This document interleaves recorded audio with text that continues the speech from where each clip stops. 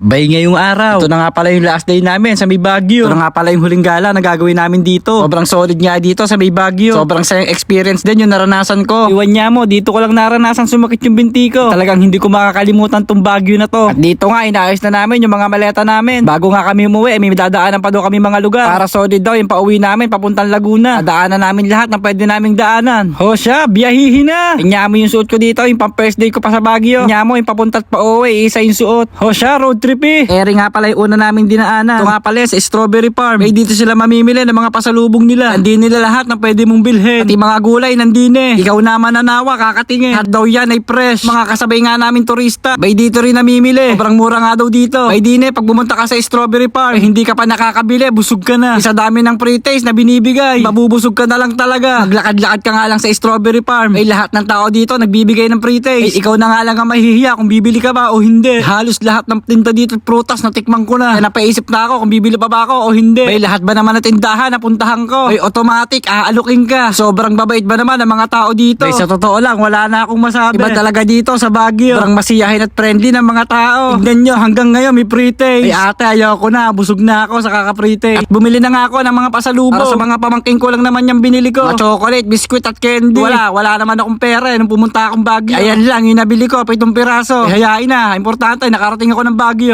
Si skincare na makyaw ng strawberry. Siya na lang daw mamimigay sa kapitbahay. May dapat lang, ikaw naman na may pera eh. Dapat talaga, be kind to your neighbors. Sayang ang forma mo kung hindi mo pa sasulubungan yung mga kapitbahay natin. Ina rin pala si skincare na mga keychain. Ito, mura lang ang keychain, 10 piso lang. 13 pieces, 100 pesos. Rin na nga, tapos na nga mag-shopping si skincare. Kaya mo, Mads. O siya, road trip ulit. Ilang oras na naman ang babayahin natin pa uwi. Ay, humigit kumulang, hindi mabilang. Dinaanan namin pa uwi ay bundok. Sobrang ganda ng view. Kaso, pasigsag yung daan, kakahilo. Nag-stop over muna kami dito sa La Union para magpagas at umihi na rin. Pagkatapos nito, pupunta naman kami sa may Pangasinan. O siya, road trip eh. Kaya makikita nyo dito, puro biyahe. Iwan niya mo, makailang oras lang, nandito na kagad kami sa Mindanao. Puntahan daw namin yung simbahan dito na napakaganda. Isa rin daw to sa mga dinadayo ng mga turista. Iwan niya mo, nanlaki simbahan dito ba? Kami magsisimba muna dahil pauwi na kami. May para ligtas kami sa biyahe. Sobrang laki nga ng simbahan ng Manawag. May lula ang aabutin mo. Ang araw santo na to ay nagmimilagro. May nga daw dito nagpapagamot. May wala namang masama kung maniniwala ka. Kaya dubaw daw na ako ng tubig. Baka sakali mawala yung mga sakit natin sa katawan. Pwede nga lang ipaligo to, ipapaligo ko na. Sa mga naniniwala talaga. Matitibay yung mga pananampalataya at pananalig. Walang imposible sa Diyos, basta maniwala ka lang sa Kanya. Lahat ng imposible, posible sa Diyos. Pagkatapos ko nga dito, nagtirik na ako ng kandila. Para magpasalamat na rin sa araw-araw ng biyaya na bigay ng Diyos. Sa bagong pag-asa at buhay. At ako'y nagpapasalamat nga pala. Walang masamang nangyari sa amin dito sa Baguio. At sa gabay ng Panginoon. In Jesus' name, Amen!